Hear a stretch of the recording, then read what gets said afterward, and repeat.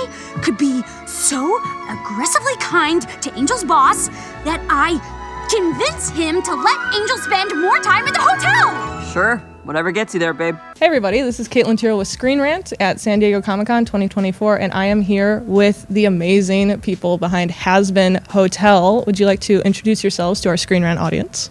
Hi, I am Vivienne Medrano, and I'm the creator of the show. Hell yeah, she is. I'm Erika Henningsen, and I play Charlie Morningstar. I love it. I cannot get enough of the show. I need the second season immediately. Congratulations on season 3 and 4 renewal. Thank you. I'm so hyped.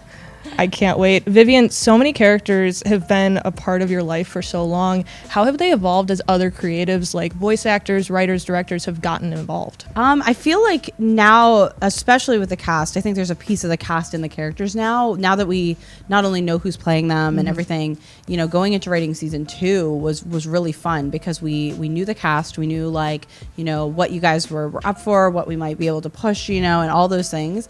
And so I think there's a very natural progression of like, you guys understand your characters more too. So there was like even more like playing around that could be had because there was an element of not only, you know, knowing the actual person behind the voice and like, you know, like what we could ask for, but also just like knowing your, like what you did in season 1.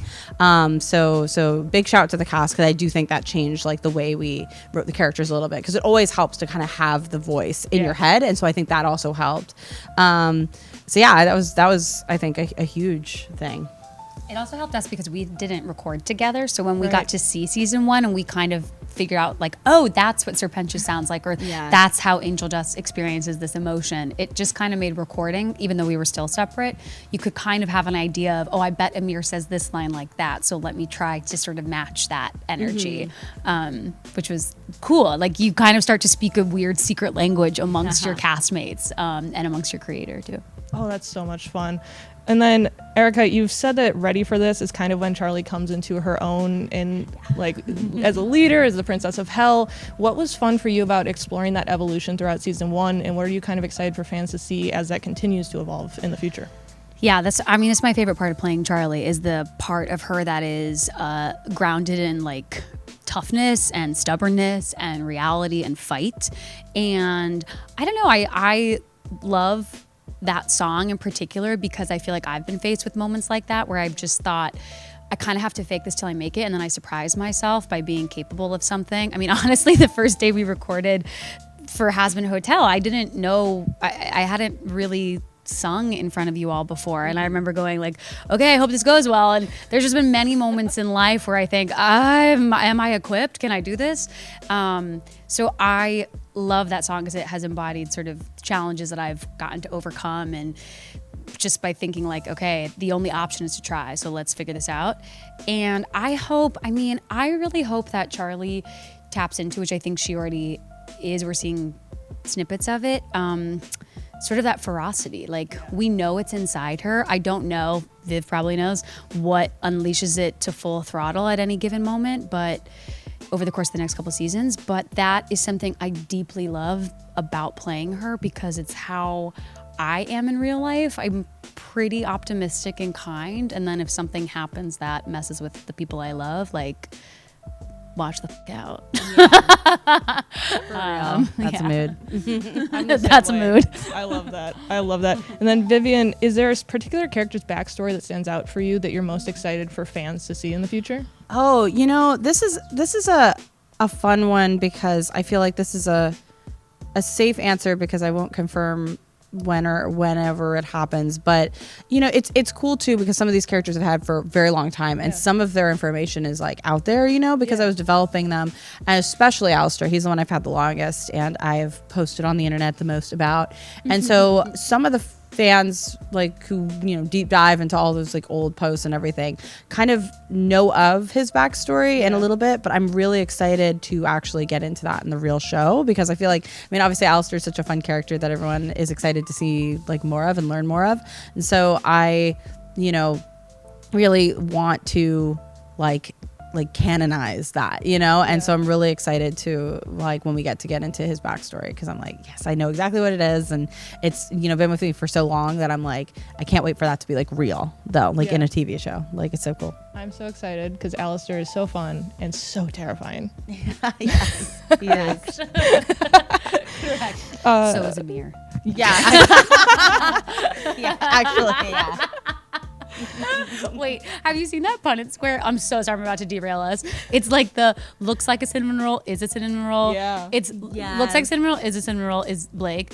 Looks like a looks like a killer, but is a cinnamon roll, is Amir. And looks like a cinnamon roll, but could kill you, is me. Yeah. And I was like, we've been read. I love that. Oh my gosh, that's so great. And then Erika, I love the dynamic between Charlie and Lucifer. It's one of my favorite things. Are you excited to explore more of how that grows in the future as they grow closer? And then what are you excited to maybe see how Lilith and Charlie are different? I am so excited. And again, these are things that live in Viv's brain rent free and should not live in my brain because I can't keep a secret. I am so excited for the family dynamic. I don't know much about it. I just know that it feels like that's what we're leading towards at some point. And I'm really, really pumped to see how the three of them interact, if they get a chance to interact at some point. But Lucifer and Charlie, there's something so special about it and so tender in the midst of this really like funny adult comedy. I think people connect with the more than anything moment because it speaks to like just a very pure love between a father and a daughter. And I have no idea how that will stand in contrast to Charlie's relationship with her mom. But I have a feeling it will cause some problems. I don't know. I'm excited. I'm a fan of the show too. Like, I don't know anything that's about to happen. I just get the script and go like, nice, cool. Yeah. Which is really fun. It is really fun because the cast is so invested, and they don't know anything until they read the scripts for the next season when they get them. So I'm so excited for that.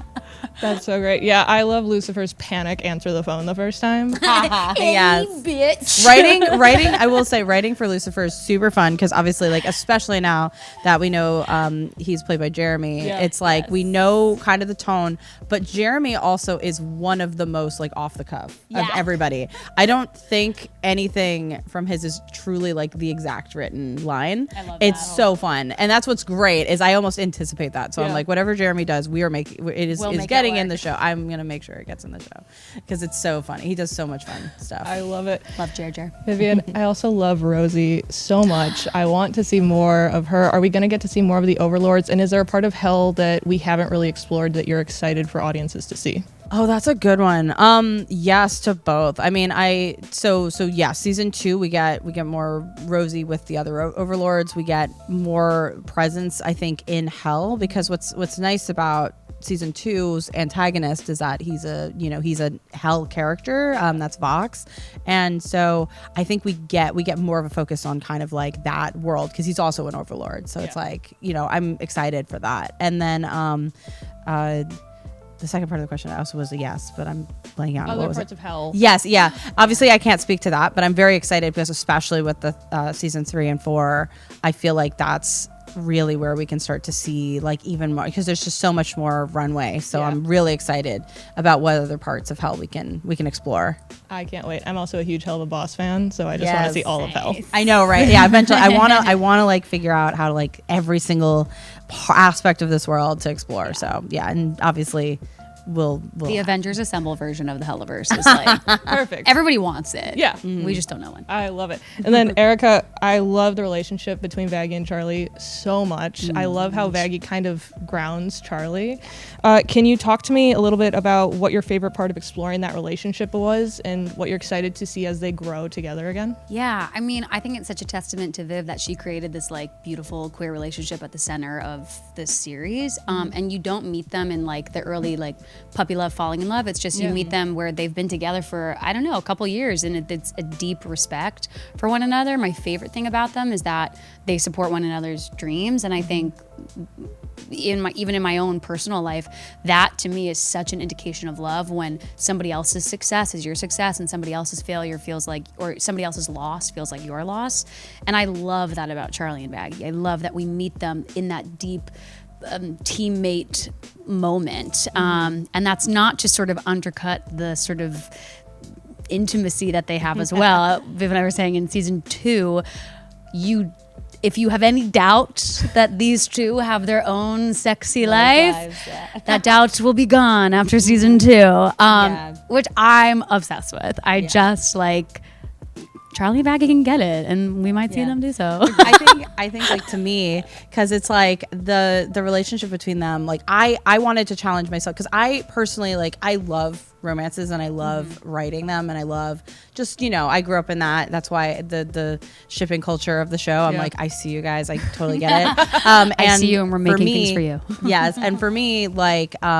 I really do though. I think there's a different kind of relationship that's pre-established, and I really like doing those in my projects. I found, and for Charlie and Vaggie especially, it just felt right. It didn't feel like I wanted to spend time like doing the will they won't they or them getting together or them just together. It just didn't really make sense. Yeah. So their dynamic is really nice. But yeah, like because of that, they're very they're in that like not a lot of like overt affection because they're so in line with each other and they're so used to everything. So there have been like comments that are like, are they actually together? Like we don't see it, so like it's not real. And I'm like, oh, it's real. Yeah, I made sure.